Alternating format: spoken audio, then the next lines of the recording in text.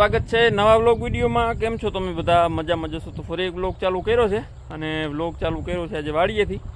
અને ગઈ સાંજે બહુ સારામાં સારો વરસાદ પડી ગયો છે એટલે જો બધાને રાહત થઈ ગઈ છે। નદીમાં પાણી આવી ગયું, તમને આગળ વાડીએથી પાછો ઘરે જાય ત્યારે બતાવીશ।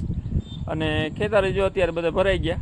આપણે જે ડુંગળીમાં છે એ બાજુ ખેતરમાં પાણી નથી ભરાતું અને છેલ્લા પછાડ એક ક્યારામાં કદાચ પાણી ભરાય તો ભરાય, એમાં કંઈક થોડો ઘણો વાંધો આવે। બાકી જો માંડવી કમ્પ્લીટ જો પાણીમાંથી ભરી છે અને આપણે તો પાઈ દીધી હતી માંડવીને। અત્યારે જો વરસાદની ખાસ જરૂર હતી બધાને, એટલે વરસાદ આવી ગયો। નદીમાં પૂર નહોતું આવ્યું, અડધું પોણું ચોમાસું વહી ગયું, નદીમાં એક પૂર નહોતું આવ્યું ને જો આ આટલો વરસાદ થયો સાંજે। આગળ ઉપરવાય એટલો વરસાદ સારો હોય છે એટલે આપણે પાણી આવી ગયું। બાકી અહીંયા તો વરસાદ સારો હતો પણ આપણે આ વરસાદમાં આટલું પૂર ન આવે। ઉપરવા વરસાદ હોય તો જ આપણે કામનું થાય। અને પૂર આવી ગયો એટલે બધા એમ તો ખુશ થઈ ગયા હતા। જો બધા જોવા આવ્યા હતા વાડીએ, એટલે આગળ પાછું જઈ તમને બતાવીશ। અને અત્યારે જો આપણી મગફળીમાં જો પાણી ભર્યા છે, અડધા ઉપર ખેતરમાં પાણી ભર્યું। અને આપણી જે મગફળી છે ને ત્યાં સુધી પાણી ભરાય, એ પછી ડુંગળી છે, ડુંગળીમાં આપણે પાણી ભરાતું નથી એટલે સાસ કર્યો છે વાવવાનો।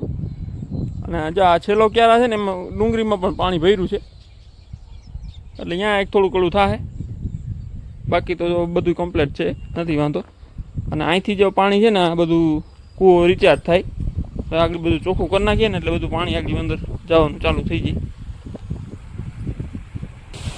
જો અહીંયા બધું ખડ ને એવું બધું છે ને એટલે એના હિસાબે પાણી થોડુંક ઓછું જાય, એટલે આપણે આ બધું ચોખ્ખું કરી નાખીએ ને આગળ એટલે પાણી ચાલુ થઈ જાય એકદમ ફૂલ।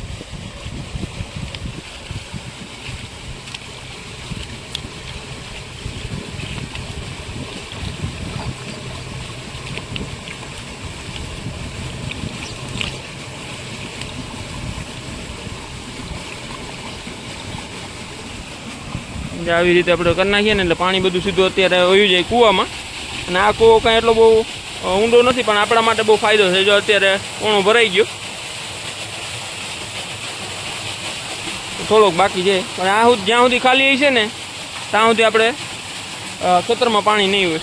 અને ચકલીઓ જો માળા બનાવ્યા નવા, હજી પાંદડા હુકાણા નથી, નવા જ છે પાંદડા જો હજી।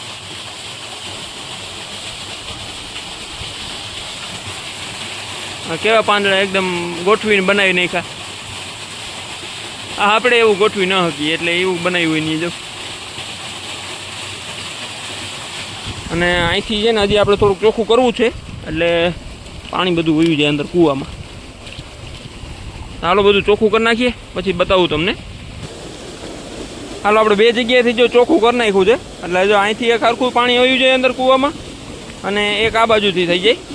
અને કૂવો રિચાર્જ થાય એ બહુ ફાયદાકારક છે, જમીનમાં જેટલું પાણી જાય ને એટલું ફાયદાકારક છે। આવી રીતે પાણી જાય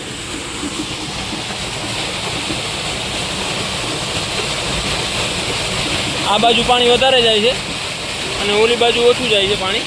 આ જો એટલું બધું પાણી છે ને આપણે 2 કલાક રહે ને એટલે બધું પાણી કૂવામાં વયું જાય એટલે એ એક આપણા માટે ફાયદો છે। અને કૂવામાં જેટલું પાણી અંદર જાય ને જમીનના તળમાં એટલું તો ફાયદાકારક છે આપણા તળ માટે। એટલે કૂવો રિચાર્જ કરવો જરૂરી, કૂવો રિચાર્જ કરવાની જરૂરી છે, કેમ કે તળમાં પાણી જાય ને એટલું સારું। આપણે અત્યારે બોર ને બધું કરવા માંડ્યા તળ જવા માંડ્યા છે નીચા, અને બને એટલું કૂવામાં રિચાર્જ થાય ને એવી રીતે કોશિશ કરવી કે આપણા જે કૂવો હોય એમાં આખા ખેતરનું પાણી એમાં અંદર વયું જાય ને એ રીતે એટલી બને એટલી કોશિશ કરવી, એટલે આપણા માટે ફાયદાકારક છે પાછા આગલા વર્ષ માટે। હાલો હું તમને હવે ગામમાં જઈ અને આપણે નદીમાં પાણી આવ્યું નહીં તમને બતાવું કે કેવું નદીમાં પાણી આવ્યું છે। પહેલાં હું તમને ડુંગળી બતાવું કે ડુંગળીમાં કાંઈ એટલો વાંધો નથી આવ્યો। જોઈએ આપણે ડુંગળી જો આવી કંઈક છે આપણી મગફળી ગિરનાર 4, અને આપણે પાણી ચડાવી દીધું હતું પેલા છે એમાં, એટલે પાણી પાવામાં આપણે વાંધો નહોતો આવ્યો, સરખું એકદમ પી ગયું। અને અત્યારે જો અડધા સુધી પાણી ભર્યું છે, કલાક જેવું રહે પછી આપણે ઓલું કૂવામાં વ્યવસ્થા કરી છે પાણી જવાની, એટલે એ બધું પાણીમાં વયું જાય। અને આગળ મેથીના 2 ક્યારા છે, હવે મેથીના 2 ક્યારામાં આવો વરસાદ પડ્યો શું થયું હોય જોઈએ। જો આ 2 ક્યારામાં મેથી વાવેલી છે, આ 2 ક્યારા જે આપણે પાઈ દીધા હતા કોરાડે, જ્યાં ડુંગળી વાવી એ જગ્યામાં મગફળી હતી એ પણ પાઈને પછી આમાં ચાલુ કર્યું હતું આપણે, એટલે એ બધી જે પાઈ દીધી ને એ બધી ઉગી નથી, એમાં આપણે આ 2 ક્યારામાં મેથી છાંટી છે। અને આગળ છે ડુંગળી તમને બતાવું। આ થોડીક મગફળી જે આગળ આવી આપણે બળદુથી એ બહુ સારી છે ને આ ટ્રેક્ટરે વાવેલી છે, આ થોડીક નબળી રહી ગઈ। એટલે એટલો ફેર પડે. હાલો હું તમને ડુંગળી બતાવું. જો આવી છે ડુંગળી.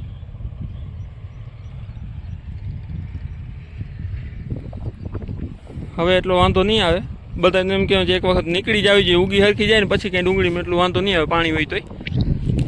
અને બીજું ડુંગળીમાં આપણે છે ને જે આજ 19 તારીખ છે, આ પહેલી જે 19 તારીખ ગઈ ને ત્યારે વાવેતર કર્યું, એક પાયું એ જ.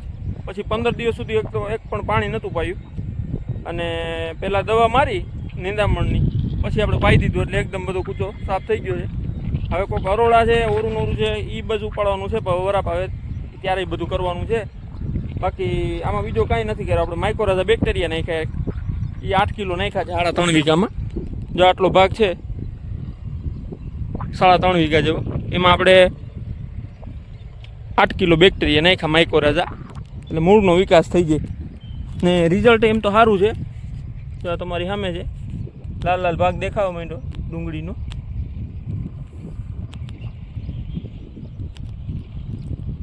આવી છે ડુંગળી. ના પાણી ભરાતું નથી, પાણી ભરાશે પછી વધારે અતિ થઈ જાય તો થોડુંક પાણી ભરાશે, પછી તો પાછું વયું જાય કૂવામાં. હાલો તો હવે આપણે ગામનું પૂર જોઈએ કેવું આવ્યું છે પાણી. જો આ છે અમારા ગામની નદી. તારીખ છે આજે 19/8/2025 અને ફાઇનલી પૂર આવી ગયું. ઘણા સમયની રાહ હતી કે એકવાર પૂર આવી જાય, એકવાર પૂર આવી જાય. એટલે જો આજે પૂર આવી ગયું છે અને સારામાં સારું પાણી એવું જોઈએ. પુલને અડું પાણી છે એટલે હવે બધાને શાંતિ થઈ. કેમ કે હજી અડધું પોણું ચોમાસું હોયું કે એક પૂર નહોતો આવ્યો. પહેલું પૂર છે અમારા ગામનું. બાકી અત્યાર સુધીમાં 4-5 પૂર આવી જતા અને આજે પહેલું પૂર છે.